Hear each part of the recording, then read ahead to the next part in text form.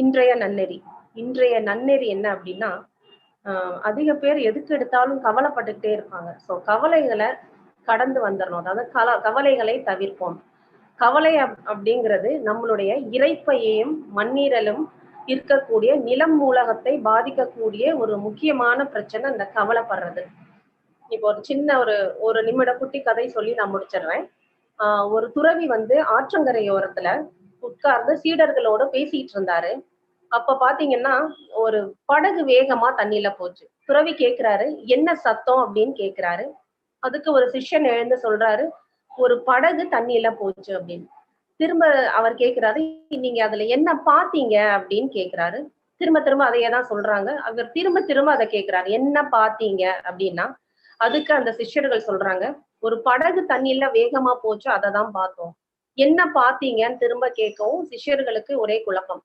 இவருக்கு வெயில்ல ஏதாவது மண்டை குழம்பிடுச்சா, என்ன திரும்ப திரும்ப அதையே கேட்கிறாரு அப்படின்னு.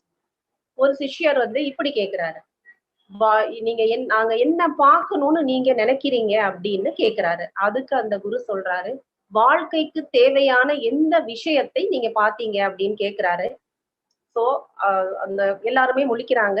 சோ அதுக்கு அந்த துறவியே பதில் சொல்றாரு. எப்படி சொல்றாரு அப்படின்னா, அந்த தண்ணியில படகு எப்படி போச்சு அப்படின்னு கேக்குறாங்க. தண்ணியின் மேல மிதந்து கொண்டு படகு சென்றது. சரி, படகு மிதந்து கொண்டு போனதால் அதனால வேகமா போக முடிஞ்சது. இதே தண்ணி அந்த படகு உள்ள போயிடுச்சுன்னா என்ன ஆகும்? படகு அதோட மூழ்கிடும் அப்படின்னு சிஷ்யர்கள் சொல்றாங்க. இதையே தான் வாழ்க்கை பயணத்திலையும் நம்ம கடைபிடிக்கணும். கவலைகள், பிரச்சனைகள் எல்லாத்தையுமே மிதந்து கொண்டே கடந்து சென்று விட்டால் எந்த பிரச்சனையும் இல்லை. எப்போ நம்ம அதை உள்ளுக்குள்ள எடுத்துக்கிட்டு போறோமோ, அந்த கவலைகள், பிரச்சனைகளை எப்போ நாம மனசுக்குள்ள நாம எடுத்துக்கிட்டு போறோமோ அதோட நாம மூழ்கிறோம். அடுத்த அடி நம்மால எடுத்து வைக்கவே முடியாது.